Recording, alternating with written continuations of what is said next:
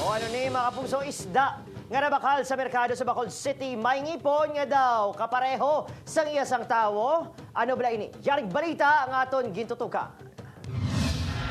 Bilang isa ka chef, eksperto kuno sa kusina si Christina.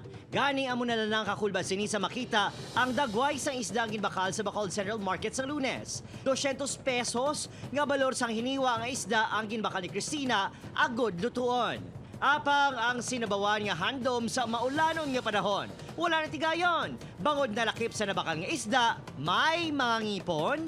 Si Daddy kay gigda pa sa room, ginbit-bit ko pagit siya. Dadlan tawa. Ano ni? Hala, di tao.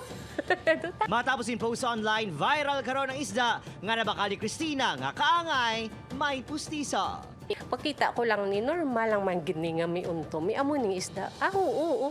Pero doon na ba lang hindi siya mag-entertain kid. Gilayon sini nga ginhaboy ang mga unto apang ginbilin ang iba niya parte sa isda. Apang matapos ang mga nakuha ang komento sa social media, ang isda hindi na paglutuon sang pamilya. Siyempre, kulbaan. Gid kuya kay daw first time ko ba yung makadiscover sa nga mo to nga kulbaan gid ko. Tapos sige ko tinlo, sige ko lantaw, mga 2 minutes siguro nga lantaw sa ako. Lantaw ko bala. Bagay niya nakanugunan sa marine biology expert project scientist kag subong researcher sa Japan nga si Mark De La Paz. Hindi sini matumod ang sa isang isda nga nabakal ni Christina.